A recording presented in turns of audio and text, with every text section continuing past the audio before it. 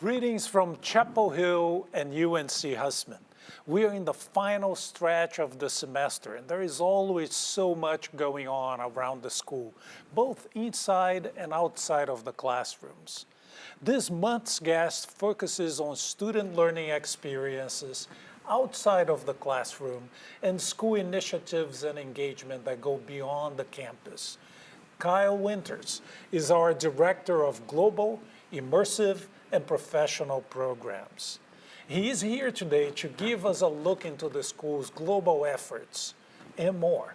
So Kyle and I were recently in London earlier this month for the Bloomberg Journalism Program. The Bloomberg Journalism Program has grown from a once-a-year workshop in New York City to happening 3 times a year with global industry and academic partners on 3 different continents. The expansion of the Bloomberg program is one example of how the school is increasing its international footprint and global engagement. Welcome, Kyle. It's a pleasure to have you here. Thank you. It's a pleasure to be here. So in your role at UNC Hussman, your work encompasses global programs, but you also manage a number of other key initiatives for the school. Could you give us kind of an overview of the work that you do at the center? Yeah, absolutely. Be happy to. So my colleague Hui Yang and I oversee our GIP team, which is our global, immersive, and professional program. So 3 kind of primary buckets that we work with Hussman students on. And so for global programs, we help advise students on study abroad opportunities. So they'll come to us and look into different universities that they can go all over the world. We have usually a couple hundred students every year that are participating in some sort of global program. From Melbourne to Hong Kong to London to Florence, our students are kind of going all over the globe and getting media and journalism credit. Second major bucket is our immersive programs. So these are faculty-led short-term trips.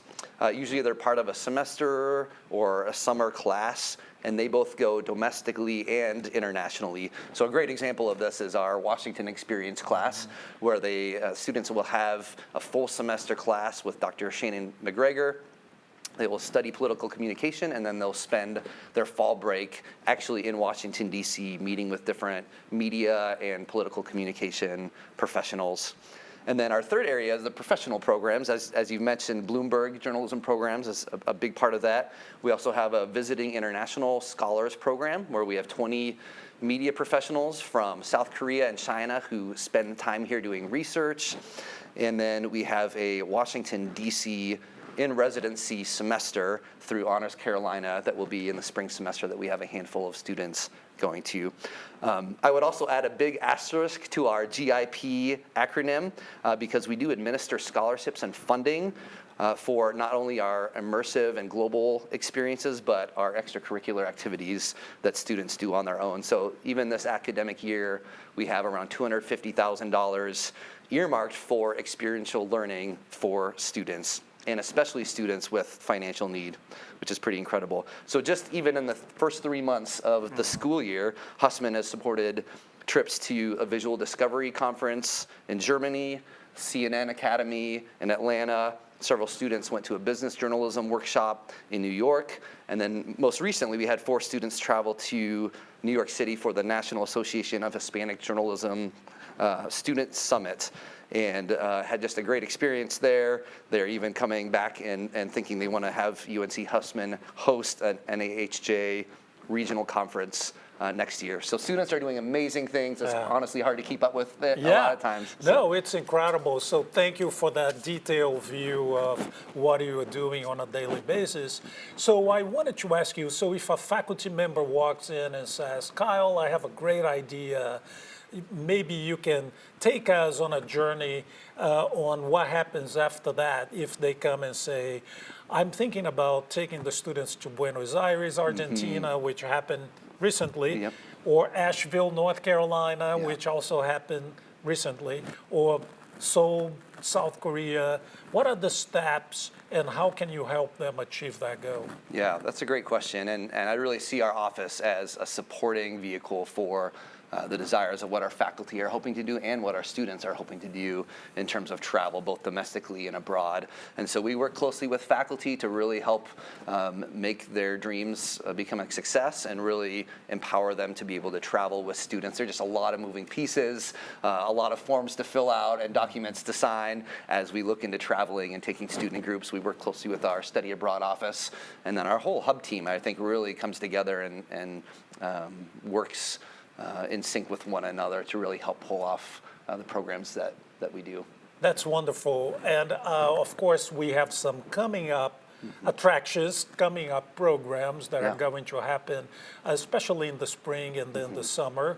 Can you give us a preview of what some of those programs will be? Yeah, absolutely. Yep. And so, yeah, spring break is a great time for student travel. And so we have a handful of courses that take students abroad during spring break. So we have a multimedia projects class. As you mentioned, they went to Buenos Aires, Argentina. Last spring, they're going to be going to Maui, Hawaii. This coming spring, we have our Media in the UK class, which is an annual trip to London over spring break, which we'll be doing again.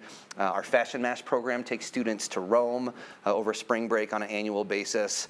And then our Dynamite Career Services team will be taking students to Oregon, Portland, Oregon, for a career trek. Last spring, they went to New York City and DC.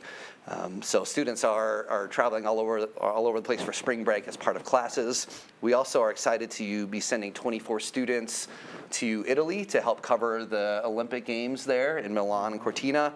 We have some other programs that we're exploring if we can do a potential health unit immersive trip to London in upcoming spring breaks.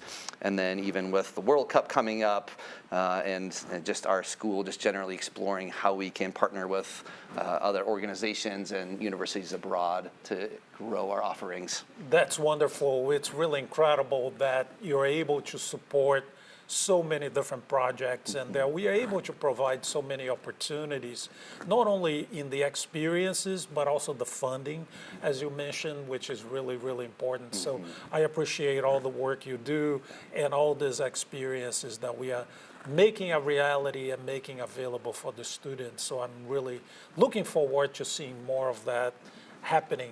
Of course, as you all know, the student journey is one of the centerpieces of our new strategic plan, which was just approved. And a lot of that means having available all these opportunities for the students to be engaged. And also, our vision for the school is to be the global leaders in education, in journalism and media. So to be the global leaders, we have to increase the opportunities, the partnerships, and really have a global footprint. So I really appreciate what you do and your office and Hui and everybody there helping the students achieve their goals. So thank you for all that. And thank you all for all of you for the support that you give to the school. I really appreciate your involvement, the whole Hussman community, our alumni, our friends out there and supporters. So I really appreciate what you do for the school. And once again, go Heels.